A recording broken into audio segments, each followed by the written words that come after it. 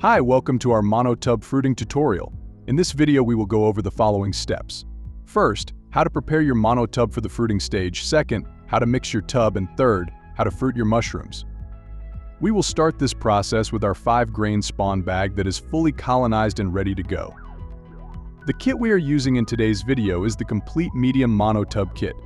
This kit comes with one 5-grain spawn bag, 44-quart monotub, all the monotub accessories, a spray bottle, and one 7.5-pound bag of the select bulk substrate. There are many different liner options. Most of our kits come with a custom fit liner that simply folds over the sides. There are also heavy-duty drop-in liners available, where you can simply cut out your own liner using a black bag. There are many additional benefits to using a liner besides easy cleanup. The liner creates a microclimate and shrinks with the recolonized cake. The liner also helps keep the edges from drying out and in the end may increase the total yield. Let's get started, but first make sure you put on a clean set of disposable gloves.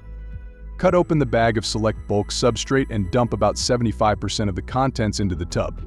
Spread it out evenly and break up any large clumps you may see.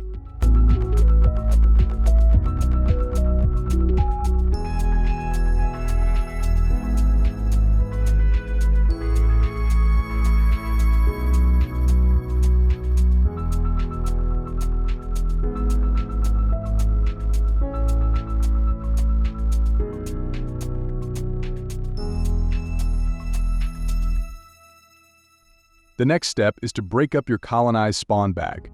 You can do this any way you prefer. I like to break it up in the bag first before I open it. I gently break up the block and work on getting the pieces smaller and smaller with my fingers. Once the pieces are all pretty even, about marble-sized, we can cut the bag and dump it all into the tub.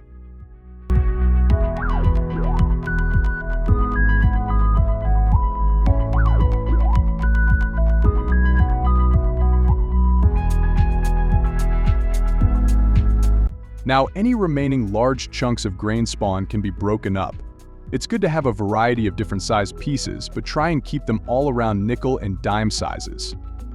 There are a few different methods people use when adding grain and substrate to the monotub. Some people like to create layers of grain and substrate, but in our experience it really doesn't matter.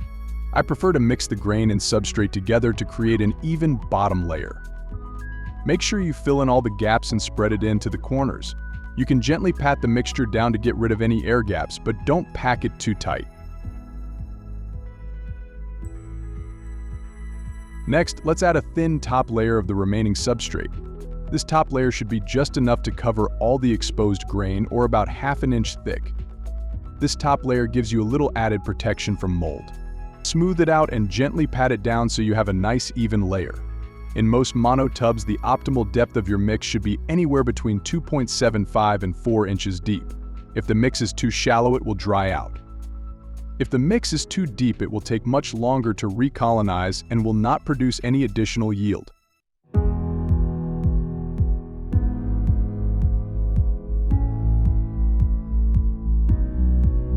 Now we are ready to prepare the lid for the recolonization stage.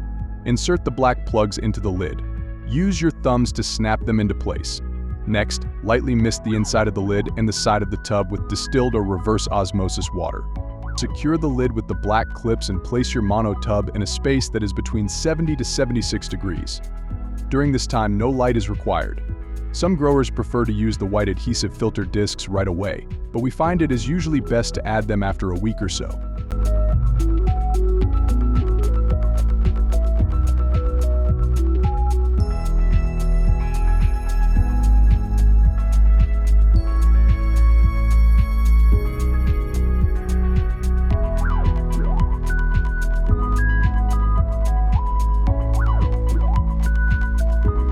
After 5 to 7 days, or when you start seeing patches of white mycelium poking through, it is a good time to start adding light and allow for air exchange. We recommend anywhere between 12 to 18 hours of light per day. You will want to swap out the black plugs for the white adhesive filter discs as well. The black plugs and white adhesive filter discs are a way to control the humidity and air exchange inside the monotub. The goal is to maintain the right high humidity conditions on the inside of the container. For example, if you live in a high humidity area like Florida, you might want to skip the plugs altogether and stick the filters on right away. In drier climates like Arizona, many people have success leaving the 4 side plugs in place and only installing 2 filter discs on each end. The general rule of thumb is if you see tiny water droplets on the inside of the lid, your humidity is at the proper level. If you do not see any water droplets or notice the top substrate layer is drying out, add some plugs back in to raise the humidity. Typically, it takes about 2 to 3 weeks for mushrooms to start growing. This time frame is just an average, and it really depends on the variety or strain you are growing. Most varieties produce about 2 to 3 flushes of mushrooms, generally about 10 days apart. Harvest them as the cap matures and cut with a sharp knife at the base of the mushroom. Enjoy.